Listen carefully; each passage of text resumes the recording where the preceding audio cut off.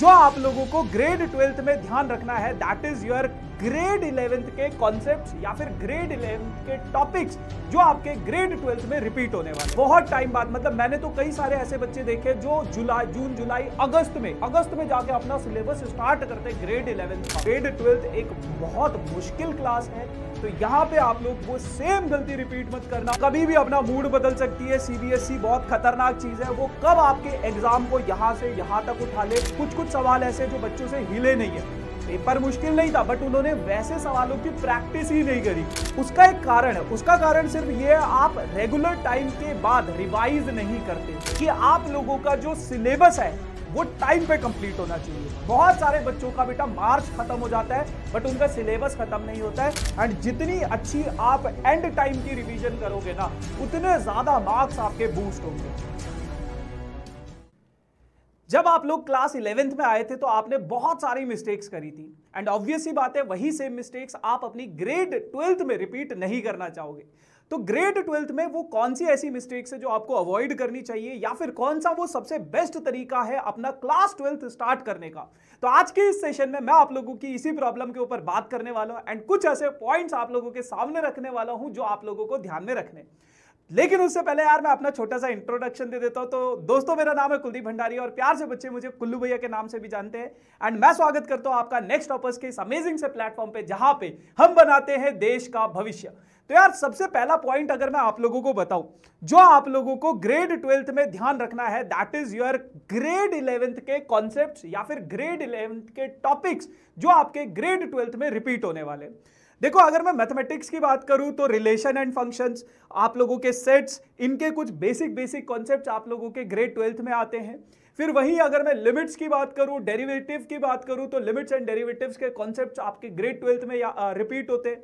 वही मैं बात करूं परम्यूटेशन कॉम्बिनेशन तो उसके कॉन्सेप्ट्स भी आप लोगों के ग्रेड 12th में रिपीट होते हैं। तो ऐसे ही फिजिक्स के, केमिस्ट्री के, आप लोगों के जितने भी ग्रेड 11th के टॉपिक्स है वो आप लोग कोशिश करना कि स्टार्टिंग के 1-2 हफ्ते में आप अपने वो सारे के सारे ग्रेड 11th के टॉपिक्स को क्लियर कर लो ताकि आप लोगों का ग्रेड 12th जब आप स्टार्ट करोगे तो वहां पे समझने में दिक्कत ना आए। पहली बात क्लियर है। दूसरी चीज अगर मैं आप लोगों को बताऊं तो दैट इज स्टार्ट अर्ली। जब आप लोग ग्रेड 11th में थे शायद आप लोग भूल चुके होंगे लेकिन मैं आपको फिर दोबारा से याद दिलाना चाहता हूं। आप लोग अपनी स्ट्रीम को, कुछ बच्चे ऐसे होते हैं जो अपनी स्ट्रीम रिजल्ट अनाउंस होने, 10th के रिजल्ट अनाउंस होने के बाद डिसाइड करते हैं और ऐसे में ना आप लोगों का बहुत सारा टाइम वेस्ट हो जाता है एंड उसके बाद भी बच्चे बहुत टाइम बाद, मतलब मैंने तो कई सारे ऐसे बच्चे देखे जो जून जुलाई अगस्त में जाके अपना सिलेबस स्टार्ट करते ग्रेड 11th का। एंड आप लोगों ने ऑलरेडी देख लिया है ग्रेड 10th का सिलेबस अगर यहां था तो ग्रेड 11th का सिलेबस यहां पे। वैसे ही दोस्तों ग्रेड 12th एक बहुत मुश्किल क्लास है, तो यहां पे आप लोग वो सेम गलती रिपीट मत करना। जैसे ही आप लोगों का ग्रेड 11th का रिजल्ट आ जाता है, जो मैं एक्सपेक्ट कर रहा हूं मोस्ट ऑफ द स्टूडेंट्स का शायद 31 मार्च तक चीजें सारी की सारी क्लियर हो जाएंगी, तो कोशिश करना फर्स्ट वीक ऑफ अप्रैल से ही आप लोग अपनी पढ़ाई स्टार्ट कर लो।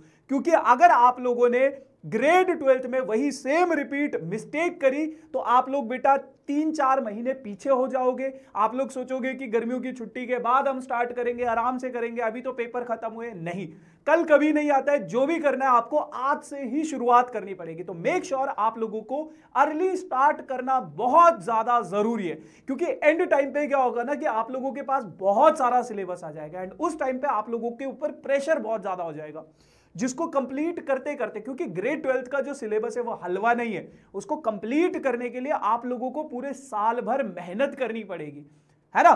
तो मेक श्योर कि आप लोग अर्ली स्टार्ट जरूर करना। अगले पॉइंट की अगर मैं बात करूं तो दैट इज यार आप लोगों ने अपना ग्रेड 12th का अगर आप लोगों ने नहीं सुना तो इस बारी का क्वेश्चन पेपर आप उठा के देखो और आप लोगों को रियलिटी चेक मिलेगी। अगर आप फिजिक्स का पेपर देखोगे वैसे मुश्किल नहीं है बट बच्चे या फिर मैथ्स का पेपर देखो या फिर केमिस्ट्री का पेपर देखो, हालांकि मैथ्स और केमिस्ट्री का जो एग्जाम है वो कंपैरेटिवली थोड़ा सा इजी था ग्रेड 12th के फिजिक्स के पेपर के हिसाब से। बट सीबीएसई कभी भी अपना मूड बदल सकती है। सीबीएसई बहुत खतरनाक चीज है, वो कब आपके एग्जाम को यहां से यहां तक उठा ले। तो आप लोगों को स्टार्टिंग से ही कुछ स्पेशल टाइप के क्वेश्चंस पे फोकस करना जरूरी है। स्पेशल टाइप के क्वेश्चंस का मतलब है जैसे बच्चे कभी भी अगर पढ़ते हो ना तो आप लोग प्रीवियस ईयर क्वेश्चंस नहीं करते हो। प्रीवियस ईयर क्वेश्चंस ना करने के बहुत सारे नुकसान है। जैसे जो बच्चा प्रीवियस ईयर क्वेश्चन नहीं करता ना, तो उसको एक पैटर्न का पता नहीं चल पाता है, उसको यही पता नहीं होता है कि उसके एग्जाम में कैसी चीजें पूछी जाने वाली है। तो मेक श्योर कि आप लोग प्रीवियस ईयर क्वेश्चंस की प्रैक्टिस जरूर करना। उसके अलावा बेटा आप लोगों के पास कॉम्पिटेंसी बेस्ड क्वेश्चन, अगर आप फिजिक्स का पेपर उठा के देखो यार, सारा का सारा कॉम्पिटेंसी बेस्ड क्वेश्चन है। कुछ कुछ सवाल ऐसे जो बच्चों से हिले नहीं है। पेपर मुश्किल नहीं था, बट उन्होंने वैसे सवालों की प्रैक्टिस ही नहीं करी। पेपर बहुत, मतलब अगर आप मेरे से पूछोगे या किसी फिजिक्स के टीचर से पूछोगे तो कंपैरेटिवली, या मैथ्स के अगर मैं केस स्टडी क्वेश्चंस की बात करूं तो कंपैरेटिवली क्वेश्चन पेपर मतलब उतना मुश्किल नहीं है। लेकिन आप लोगों ने वैसे सवालों की प्रैक्टिस नहीं करी, जिस कारण से आपको वो पेपर बहुत ज्यादा मुश्किल लगने लगा। अब आपके मन में ये सवाल होगा कि भैया ये प्रीवियस ईयर क्वेश्चंस हम करेंगे कहां से, भैया ये कॉम्पिटेंसी बेस्ड क्वेश्चंस हम करेंगे कहां से। उसका सॉल्यूशन भी मैं आपको दूंगा। इसी वीडियो के एंड तक बने रहना। सारी की सारी ये जो प्रॉब्लम्स मैं गिनवा रहा हूं वो सारी प्रॉब्लम मैं आप लोगों के साथ सॉल्व करने वाला। उसके बाद अगर मैं बात करूं तो that is your attempt your regular test. बच्चे क्या होते हैं, एक तरफ से पढ़ते जाते हैं, पीछे से सारा का सारा ज्ञान उनका चौपट होता जाता है। उसका एक कारण है, उसका कारण सिर्फ ये है, आप रेगुलर टाइम के बाद रिवाइज नहीं करते हो। एंड रिवीजन का सबसे बेस्ट तरीका होता है कि अगर आप कुछ टाइम के बाद, जैसे मंथली, वीकली, अगर आप टेस्ट अटेम्प्ट कर रहे हो तो आप लोगों के दो फायदे। एक, आप लोगों का जो एग्जाम में आपको ये हैबिट बनेगी कि एग्जाम में अगर क्वेश्चंस आएंगे तो किस तरीके से उनको अटेम्प्ट करना है। दूसरा, आप लोगों का प्रॉपर एक रिवीजन, क्वालिटी रिवीजन होता चलेगा। एंड आप लोगों को पता भी चलेगा कि यार मेरे वीक एरियाज कौन से, मेरे स्ट्रांग एरियाज कौन से, कहां पे मुझे ज्यादा मेहनत करनी है, कहां पे मुझे कम मेहनत करनी है। तो ये सारी की सारी चीजें आप लोगों को ध्यान में भी रखनी है। मेक श्योर कि आप लोगों का जो सिलेबस है वो टाइम पे कंप्लीट होना चाहिए। बहुत सारे बच्चों का बेटा मार्च खत्म हो जाता है बट उनका सिलेबस खत्म नहीं होता है। अगर आप मतलब देखोगे तो आपके आसपास भी बहुत सारे ऐसे बच्चे होते हैं जो कहते हैं यार मैंने तो अभी तक पढ़ना ही शुरू नहीं किया, फेब खत्म हो गया, कहते हैं मैंने अभी तक पढ़ना ही शुरू नहीं किया। अबे क्यों नहीं किया मेरे भाई, कब करोगे आप लोग पढ़ाई शुरू, है ना। तो मेक श्योर कि आप लोग अपना जो सिलेबस है वो टाइमली खत्म कर दे। अब सिलेबस टाइम खत्म पे करने के लिए आपको अर्ली स्टार्ट करने की जरूरत है। तो इसीलिए मैंने बोला था स्टार्ट अर्ली। अगर आप लोग अपना सिलेबस अक्टूबर नवंबर तक खत्म कर देते हो, जो कि एक आइडियल टाइम है, पॉसिबल टाइम है, अक्टूबर नवंबर एंड तक अगर आपने अपना सिलेबस खत्म कर दिया तो आपके पास 2 से 3 महीने, 3 से 4 महीने अच्छी खासी रिवीजन के लिए हो जाते हैं। एंड जितनी अच्छी आप एंड टाइम की रिवीजन करोगे ना, उतने ज्यादा मार्क्स आपके बूस्ट होंगे। ठीक है जी। तो ये कुछ ऐसी चीजें थी जिनके बारे में आप लोगों को खास ध्यान रखना है जब आपका ग्रेड 12th स्टार्ट होगा, है ना। तो मेक श्योर ये कुछ पॉइंटर्स है जिनको आपको ध्यान में रखना है। अब इन सभी पॉइंटर्स का मैं आपको एक सॉल्यूशन बताना चाहता हूं।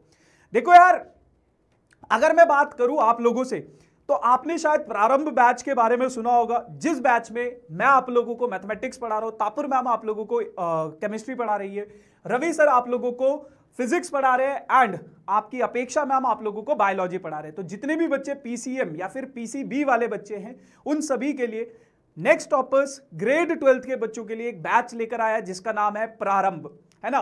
इस बैच में अगर मैं बात करूं, इस बैच के अगर मैं कुछ चीजों के बारे में आप लोगों को बताऊं, है ना, तो बहुत बहुत बहुत प्यारी प्यारी चीजें हैं। जैसे अगर सबसे पहला जो हमारा जो प्रॉब्लम था वो क्या था कि हमने स्टार्ट अर्ली, स्टार्ट कैसे अर्ली करें, है ना। तो ये जो बैच है बेटा फर्स्ट वीक ऑफ अप्रैल में स्टार्ट हो जाएगा, है ना, फर्स्ट वीक ऑफ अप्रैल में स्टार्ट हो जाएगा। एंड ये जो बैच है ना बेटा आपका, ये हमारा कोशिश ये है कि नवंबर एंड तक ये पूरा का पूरा बैच खत्म हो जाए।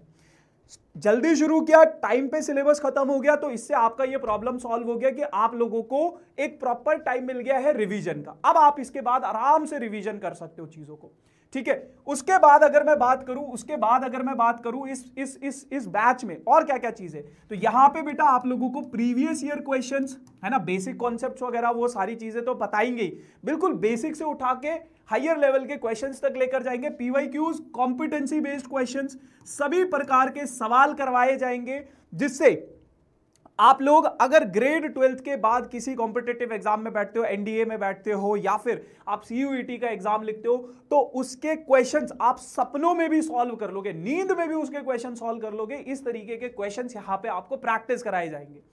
क्लियर है इतनी बात? तो आपकी ये दूसरी तीसरी प्रॉब्लम भी सॉल्व हो गई। फिर उसके बाद आप लोगों के पास क्या था कि आपका सिलेबस टाइम पे खत्म हो जाएगा और क्या क्या प्रॉब्लम्स मैंने बताई थी आप लोगों को, है ना, रिवीजन, रेगुलर टेस्ट। इस बैच में आपके टाइम टाइम पे टेस्ट होते रहेंगे जिससे आप लोगों का एक प्रॉपर रिवीजन हो जाएगा, प्रॉपर रिवीजन हो जाएगा, है ना। तो रिवीजन बहुत ज्यादा जरूरी है। टाइम टाइम पे, रेगुलर टाइम पे आप लोगों के टेस्ट होते रहेंगे, प्रैक्टिस के लिए क्वेश्चंस आप लोगों को मिलते रहेंगे, जिससे आप अपना बहुत अच्छी खासी प्रैक्टिस, बहुत अच्छा खासा रिवीजन कर सकते हो। एंड इस बैच का जो प्राइस है, आप कहीं पे भी मार्केट में उठा के देख लो, या मार्केट छोड़ो, आप अपने सराउंडिंग्स में देखो, आप लोग जब किसी क्लास में जाते हो, कोचिंग में जाते हो, तो उसकी फीस कितनी होती है। एक सब्जेक्ट की फीस की अगर मैं बात करूं तो मेरे टाइम पे एक सब्जेक्ट की 1500 रुपए फीस हुआ करती थी एक महीने की। ये जो पूरा का पूरा बैच है आप लोगों को सिर्फ और सिर्फ 3500 में भी नहीं, सिर्फ और सिर्फ 2999 में मिल रहा है, सिर्फ 2999 में मिल रहा है। 3500 आप लोगों को लिखा हुआ नजर आएगा, लेकिन अगर आप एक कूपन कोड यूज कर लेते हो विच इज नेक्स्ट 500, तो कुछ लिमिटेड टाइम के लिए इस बैच का जो प्राइस है वो आप लोगों का 3000 का हो जाएगा। सिर्फ ये पहले 1000 बच्चों के लिए ये ऑफर वैलिड है, उसके बाद बेटा ये बैच का प्राइस वापस से 3500 हो जाएगा। एंड ये पूरे साल भर का प्राइस है, ये पूरे साल भर का 1 ईयर का ये आप लोगों का प्राइस है, जिसमें आप लोग अगर पीसीएम वाले हो तो पीसीएम, पीसीएमबी वाले हो तो पीसीएमबी, और पीसीबी वाले हो तो सिर्फ पीसीबी भी पढ़ सकते हो। तो पूरे साल भर का ये बैच का प्राइस रहने वाला है आप लोगों के पास, जिसमें आप लोगों को ये सारी की सारी जितनी भी आपकी प्रॉब्लम्स है वो सॉल्व हो जाएंगी। इसी वीडियो के डिस्क्रिप्शन में बैच में एनरोल कैसे करना है, इसी वीडियो के डिस्क्रिप्शन में नेक्स्ट टॉपर्स ऐप का एक लिंक है, उसमें कोर्सेज पे जाओ। कोर्सेज पे जाने के बाद अगर आप उसको एक्सप्लोर करोगे तो आपको प्रारंभ बैच साइंस नजर आ जाएगा, तो वहां से आप इस बैच को एनरोल कर सकते हो। बाकी डिस्क्रिप्शन में हमारी सपोर्ट टीम का भी आप लोगों को नंबर मिल जाएगा, आप उनसे कॉल करके डिटेल्स ले सकते हो। So this is all about for this session guys. I hope you all enjoyed this session. बातें समझ में आई होंगी। बाकी thank you so much, tata, bye bye, see you soon.